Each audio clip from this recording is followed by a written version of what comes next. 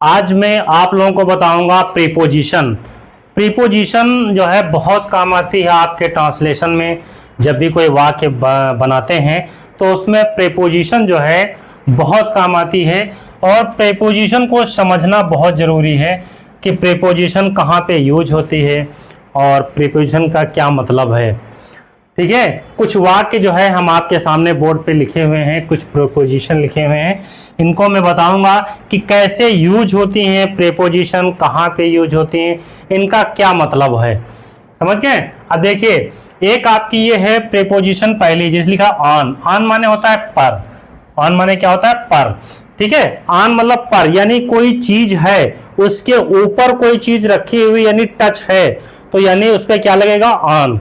समझ गए।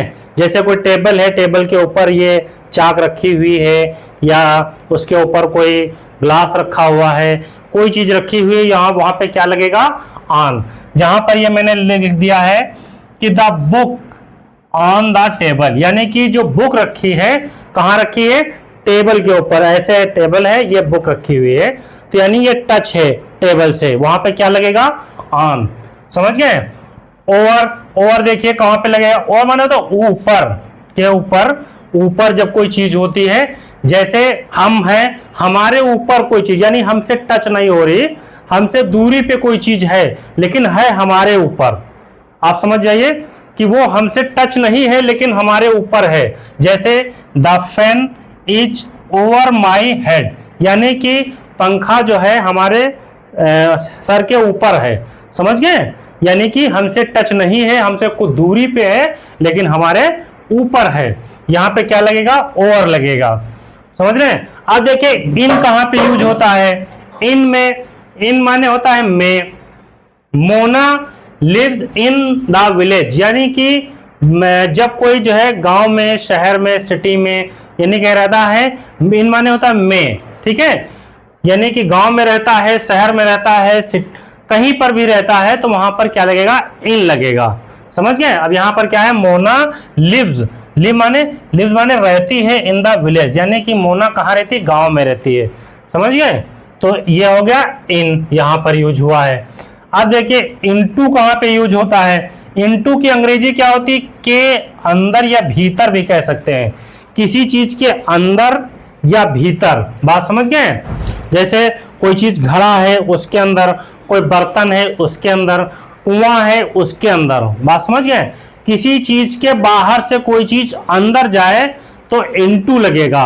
तो कोई चीज बाहर से कूद के तालाब में जाए तो क्या लगेगा? इनटू लगेगा। कोई व्यक्ति छलांग लगा रहा है तालाब के अंदर, उसके अंदर तालाब है, पानी के अंदर जा रहा है, तो इनटू लगेगा। अब यहाँ पे देखिए क्या लगा है?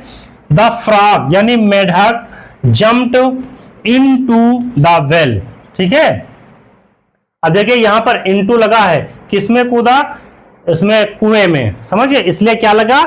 इनटू लगा, यानी जम्प्ड मतलब कूदा। मेढक जो है किसमें? कुएं में कूद गया। तो अब ये जो है इनटू यहाँ पे लगा। अब देखिए क्या है? अंडर। अंडर माने होता है नीचे, किसी चीज के नीचे। समझिए, कोई टेबल है उसके नीचे, समझिए, या कोई चीज घिरी हुई है उसके नीचे। अब देखिए क्या है? नीचे। नीचे, ये अंडर कहां पे लगेगा? The cat is under the table, यानी कि बिल्ली जो है कहां है? ठीक है, टेबल के नीचे है। जब कोई चीज ऊपर से ढकी हो, उसके नीचे कोई चीज हो, तो उसमें क्या लगाएंगे? अंडर लगाएंगे। अंडर माने नीचे। The cat is under the table, यानी बिल्ली जो है कहां है? टेबल के नीचे है। समझ गए। अगला देखिए, ऑफ। ऑफ माने होता है का, की, के। ऑफ मीन्स क्या होता है? का, की, के। इसकी देखिए अंग्रेजी कहां पे यूज होती है? इसका मतलब जो है, he is a student of best English class, वह कक्षा का सर्वोत्तम छात्र है। बात समझिए, यानी कक्षा का की अंग्रेजी क्या है यहाँ पर? ऑफ। समझिए, वो जो है कक्षा का सर्वोत्तम छात्र। समझिए, वह सर्वोत्तम छात्र कक्षा का है। ये भी कह सकते हैं वो सर्वोत्तम छात्र कक्षा का है। तो यहाँ पर आप माने का, की, के लिए यहाँ पे लगेगा। समझिए। अगला देखिए ऑफ, ऑफ माने होता है बंद, ऑफ माने बंद होता है, इसकी अंग्रेजी क्या होती है, बंद। अब देखिए ये कहां पे यूज होता है, स्विच ऑफ द लाइट, समझिए, यानी कि स्विच ऑफ द लाइट, यानी कि जो है लाइट का स्विच बंद करो, स्विच ऑफ द लाइट। यहां पर क्या होगा, ऑफ, यानी किसी चीज को बंद करना, ऑफ करना, समझ रहे हैं। फ्रॉम, फ्रॉम माने क्या होता है, से, फ्रॉम माने से। ही हैज, ठीक है, कम फ्रॉम दिल्ली, वो जो है कहां से आया, दिल्ली से आया है, समझिए। तो यहां पे फ्रॉम यानी कहां से, दिल्ली से की बात की जा रही है, फ्रॉम माने से, वो दिल्ली से, लखनऊ से, मुंबई से, वो कहीं से आ रहा है तो फ्रॉम लगेगा, क्या लगेगा, फ्रॉम। फ्रॉम की अंग्रेजी क्या होती है, से। अगला देखिए फॉर, फॉर माने होता है के लिए, किसी के लिए, वहां पे क्या यूज होता है, फॉर। जैसे दिस इज, ठीक है, for him, this is, this माने है, फॉर हिम माने उसके लिए, जो है क्या है, या उसके लिए है, किसी के लिए बताया जा रहा है, उसके लिए, ठीक है। This is for, this is for Rakesh, यानी कि ये राकेश के लिए है, राकेश भी कह सकते हैं, मुकेश भी कह सकते हैं, किसी का भी नाम लिख सकते हैं, लेकिन यहां पर हमने लिखा है दिस इज फॉर हिम, यानी ये उसके लिए है।